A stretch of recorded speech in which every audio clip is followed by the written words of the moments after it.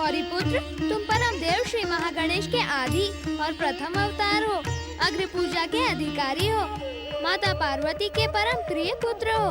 प्रशंसा के इन शब्दों का प्रयोग करके तुम क्या कहना चाहते हो मयूरेश्वर? गौरीपुत्र, तुम्हें माता पार्वती की भावनाओं का आदर करना चाहिए। पहले तो ये बताओ मयूरेश्वर, तुम माता पार्वती के पास कब और कैसे पहुंच गए? ये क्यों नहीं पूछते गौरीपुत्र कि मैं फिर से कब, कैसे और क्यों प्रकट हो गया? यह पूछने की आवश्यकता नहीं है मयूरेश्वर, क्योंकि तुम जिस उद्देश्य से पुनः प्रकट हुए हो उसका ज्ञान मुझे परम देव श्री महागणेश की कृपा से हो चुका है। उस विषय पर इस समय चर्चा करने की आवश्यकता नहीं है। तो जो आवश्यकता हो वही चर्चा करो। चर्चा तुम्हें करनी है क्योंकि प्रकट तो तुम हुए हो। मैं तो केवल तुम्हारे प्रकट होने का कारण जानना चाहता हूँ। असमय इस हंसी का कारण गौरीपुत्र, परम देव श्री महागणेश के अवतारों का काम कभी भी असमय नहीं हो सकता। मेरे यहाँ आने का कारण तुम भली बात ही जानते होंगे। अब शीघ्र कैलाश चलकर माता पार्वती का मन शांत करो। तुम समझ कर भी मेरी दुविधा को समझना नहीं चाहते मयूरेश्वर। मेरे अचानक यहाँ से चले जाने से माता अदिति को बहुत दुख होगा और माता पार्वती का दुख। हम दोनों को कोई ऐसा मार्ग ढूंढना होगा जिससे दोनों माताओं के दुख का अंत हो जाए।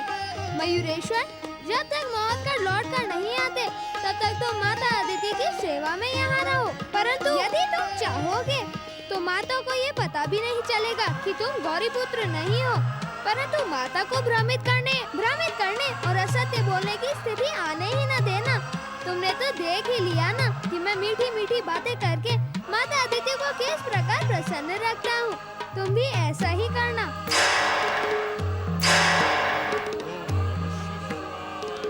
ओम नमः शिवाय। सिंधु दैत्य का पुत्र कमलासुर। ओम नमः शिवाय। शिव शंकर दर्शन दो। लगता है तपस्या करते करते सिंधु पुत्र कमलासुर अधीर हो चुका है। पिताश्री महादेव इसकी अधीरता को शांत करने के लिए कहीं इससे वरदान न दे डाले। मुझे शीघ्र कैलाश पहुंचकर पिताश्री को सावधान करना होगा। ओम नमः शिवाय। ओम नमः शिवाय। ओम नमः शिवाय। शिव शंकर प्रसन्न हो।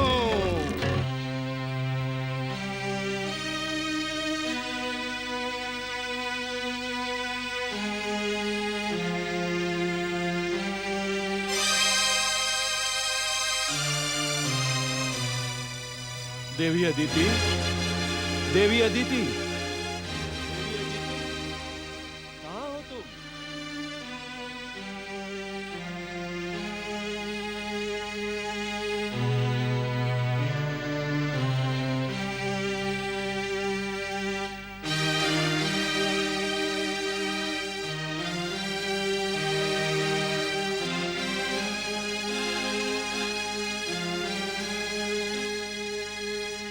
क्या बात है गौरीपुत्र, तुम उदास क्यों हो गए?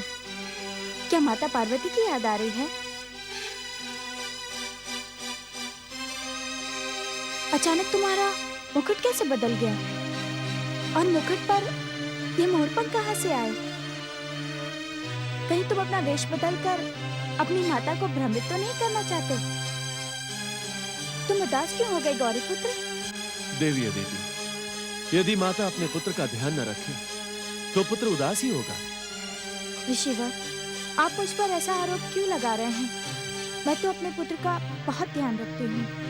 क्यों गौरीपुत्र? रखती तो है, परंतु इस समय आप मेरे लिए मोदक बनाना ही भूल गई। तो ये उदास नहीं है, भूख के कारण इनका चेहरा मुरझा गया है। देवी अदिति, आपको इनकी भूख का ध्यान रखना चाहिए। ऋषिवर, मैं गौरीपुत्र के लिए मोदक ही बना रही थी। आपकी पुकार सुनकर मैं आपको ये कहने के लिए पुकार रहा था कि आपने गौरीपुत्र को मोदक खिलाए अथवा नहीं। सारे संसार के दुष्टों को अपने अंकुश में रखने वाले मंगल मूर्ति श्री गणेश अपने भूख पर अंकुश नहीं रख पाते। अब आप समय व्यर्थ न करें, शीघ्र अतिशीघ्र मोदक लेकर आए। अभी लाई। मयूरेश्वर, मयूरेश्वर, मयूरेश्वर, नंदी महाराज, आज्ञा करें माता। मयूरेश्वर कहाँ है? माता, मयूरेश्वर को तो आज मैंने देखा ही नहीं है। मैं तो ये सोच रहा था कि वे आपके पास होंगे, फिर भी मैं भृंगी से पूछ लेता हूँ। माता, मैं तो ध्यानलीन था, मैंने तो कुछ भी नहीं देखा माता। तुम दोनों को ना मयूरेश्वर की चिंता रहती है, न गौरी पुत्र श्री गणेश की। परंतु वे मुझे बताए बिना कहाँ जा सकते हैं? यहीं कहीं होंगे। मयूरेश्वर, पुत्र मयूरेश्वर, मयूरेश्वर। माता, जब तुम दोनों की आवश्यकता होती है तो तुम दोनों ध्यानलीन हो जाते हो। अब मेरे पीछे क्यों आ रहे हो? यदि आप आज्ञा दें तो मैं एक प्रार्थना करूं? माता, कल आपने मयूरेश्वर के प्रति दोष दिखाते हुए कहा था, कैसे भी हो गौरी पुत्र को कैलाश लाना ही होगा।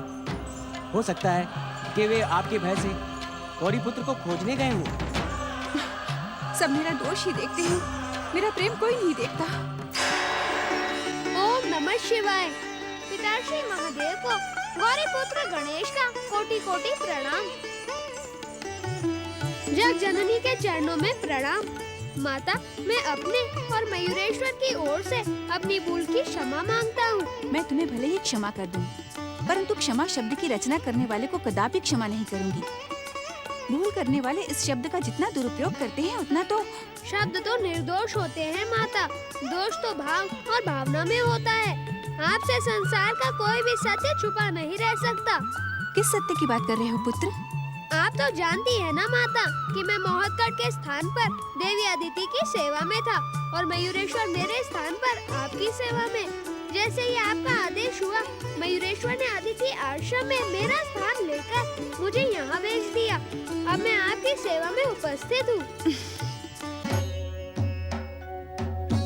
भगवान भोलेनाथ, माता पार्वती और गौरी पुत्र श्री गणेश की जय।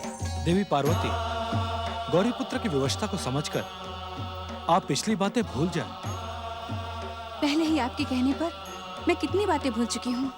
जो बात हृदय को कष्ट दे उसे भूल जाना ही चाहिए। उस बात की पुनरावृत्ति ना हो, ऐसा भी तो प्रयास करना चाहिए। इच्छा होने पर भी हम पुनरावृत्ति को रोक नहीं सकते। आपकी इच्छा से तो ये सारा संसार गतिमान है।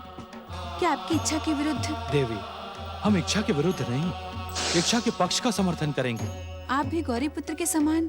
हम तुम्हें सताना नहीं चाहते, न ही गौरी पुत्र चाहते हैं, परंतु लोक कल्याण, जनहित और भक्तों के उद्धार के मूल्य पर तुम्हें त्याग और बलिदान का आदर्श प्रस्तुत करना ही होगा, क्योंकि तुम केवल गौरी पुत्र की ही नहीं, पूरे संसार की जननी जगदम्बा हो। देवी, गौरी पुत्र को हृदय से लगाकर इन्हें शुभाशीष दो। ये जो कुछ भी कर रहे हैं उसमें माता का संस्कार और पिता का मार्गदर्शन है।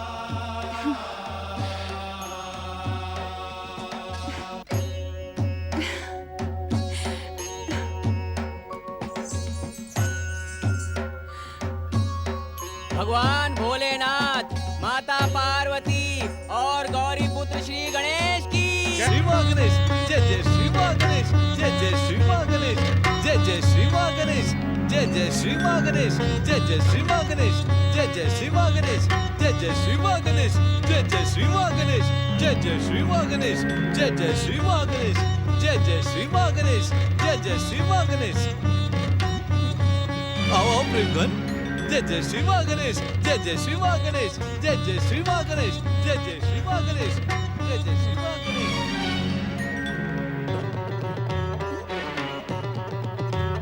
जय जय श्री मां गणेश, जय जय श्री मां गणेश, जय जय श्री मां गणेश। क्यों प्रेमघन? तुम्हारा नाम प्रेमघन किससे रखा? ऐसा नाम तो मैंने अपने जीवन में पहली बार सुना है। तुम तो एक धनवान के पुत्र हो, तुम्हारा नाम तो प्रेमधन होना चाहिए था। साधु महाराज, धन और प्रेम का कोई संबंध नहीं होता। जहाँ धन है वहाँ प्रेम नहीं, और जहाँ प्रेम है वहाँ धन नहीं। जय जय श्री मां गणेश। अर्थात इस संसार के सारे प्रेमी निर्धन होते हैं और सारे धनवान प्रेमहीन। नहीं नहीं, ऐसी कठोर परिभाषा ना दो, अन्यथा इस संसार से प्रेम का नाम ही उठ जाएगा। लोग धन की अभिलाषा में प्रेम पर प्रहार करेंगे। धन की अभिलाषा में प्रेम पर ही तो प्रहार हुआ है। क्या भाई भाई का प्रेम प्रेम नहीं होता? तुम अभी तक अपने भाइयों की बात को लेकर बैठे हो, भूल जाओ उन्हें। मुझे उनके व्यवहार से दुख पहुंचा है साधु महाराज। मेरे गुरु महाराज के दर्शन करते ही तुम्हारे सारे दुखों का अंत हो जाएगा। जय जय श्री मां गणेश। आपके गुरुदेव तो मुझे किसी स्वप्न की भांति दिखाई पड़ते हैं। इतना समय हो गया चलते चलते, पर मुझे अभी तक उनके दर्शन प्राप्त नहीं हुए और ना ही मुझे अपने दुखों से मुक्ति मिली। आखिर कहाँ हैं आपके गुरुदेव? जय जय श्री मां गणेश। मेरे गुरुदेव, मेरे आराध्य तो मेरे हृदय में विराजमान है प्रेम घन। मैं जब चाहूं उन्हें प्रकट कर लूंगा। तुम मुझे इतना आश्चर्य से क्यों देख रहे हो? क्या तुम्हें मेरी बात पर विश्वास नहीं? आपकी बात पर तो मुझे पूरा विश्वास है। आप तो कुछ भी कर सकते हैं। ये सब मेरे गुरु महाराज की कृपा है। मुझे उनके दर्शन प्राप्त। तुम मेरे गुरुदेव के दर्शन करके उनसे साधु बनने की दीक्षा लेना चाहते हो ना? हाँ। जय जय श्री मां गणेश। क्या तुम इतना भी नहीं जानते प्रेमघन कि साधु बनने से पहले गृहस्थ बनना पड़ता है, ब्याह रचाना पड़ता है? ब्याह? नहीं नहीं, मैं आपको पहले भी बता चुका हूँ। मेरी इन बातों में कोई रुचि नहीं। मेरा मन संसार के इन प्रपंचों से ऊपर उठ चुका है। मुझे घर बार धन स्त्री से कोई मोह नहीं। तुम बार बार एक ही बात की रट लगाए जा रहे हो। तुम मेरे समझाने से भी समझने वाले नहीं। अब तो मुझे मेरे गुरु महाराज को कष्ट देकर प्रकट कराना ही होगा। वे ही तुम्हें सत्य का ज्ञान करवाएंगे। हे गुरुदेव, हे मेरे आराध्य, हे शिवदत्त महाराज, कृपा करके प्रकट हो, प्रेम घन को सत्य का ज्ञान करवाए। प्रकट हो गुरु महाराज, प्रकट हो। जय जय श्री महागणेश। शिष्य दयासुर, अचानक मेरी क्या आवश्यकता आ पड़ी? ये बालक आपके गुरुदेव है साधु महाराज? जय जय श्री महागणेश। परम दयालु, परम कृपालु गुरु महाराज को प्रणाम करो प्रेम घन। तुम्हारे ही लिए मैंने इन्हें कष्ट दिया है। अब तुम जो चाहते हो इनसे निवेदन करो। शिष्य दयासुर, प्रेम घन की आंखों के सामने घने अंधकार का पर्दा पड़ा है। इसे सत्य को समझने में अभी समय लगेगा। परंतु गुरु महाराज, तुम्हारा चुनाव सही है शिष्य। हमें इनको पहले प्रेम के मार्ग पर ही ले जाना होगा। प्रेम?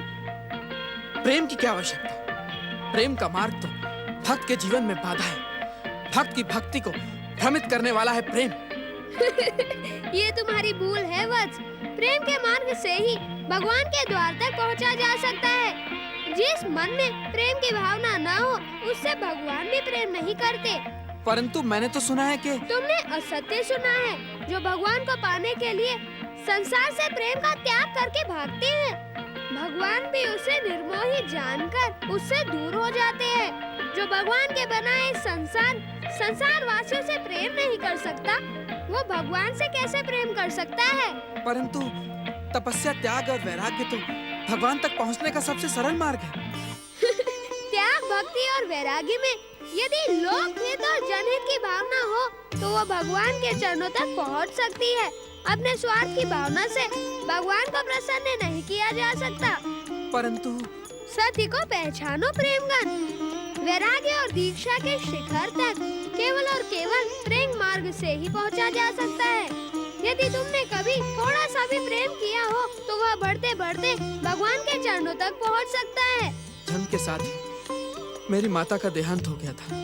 पिताश्री को व्यापार से ही समय नहीं मिला। सच पूछो तो मेरे जीवन में मुझे प्रेम करने योग्य कोई पात्र ही नहीं मिला। जय जय श्री महागणेश। भावना का जन्म होते ही पात्र स्वयं प्रकट हो जाते हैं। ये क्यों नहीं कहते प्रेमघन कि तुम अब तक के जीवन में प्रेम की उपेक्षा करते रहे? यदि तुम हमारे गुरुदेव के दिखाए हुए मार्ग पर आगे बढ़ोगे, तो हमारे कृपालु गुरुदेव की दया से शीघ्र ही तुम्हारे जीवन में प्रेम पात्र का प्रवेश हो जाएगा। जय जय श्री महागणेश। शिष्य दयासुर, तुम इन्हें लेकर प्रेमा देवी के प्रेम निवास पहुँचो। हम वही तुम्हारी प्रतीक्षा करेंगे। जो आज्ञा गुरु महाराज, जो आज्ञा। जय जय श्री महागणेश।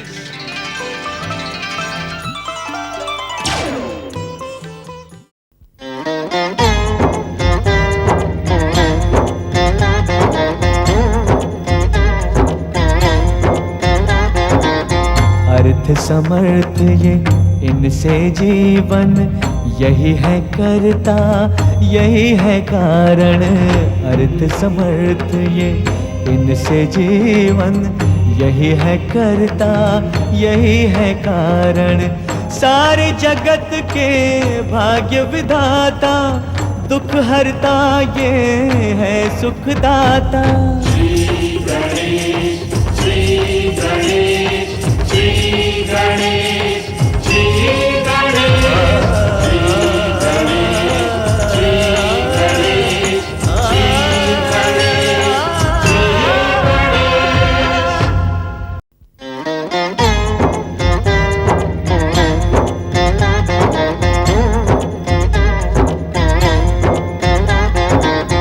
अर्थ समर्थ ये इनसे जीवन।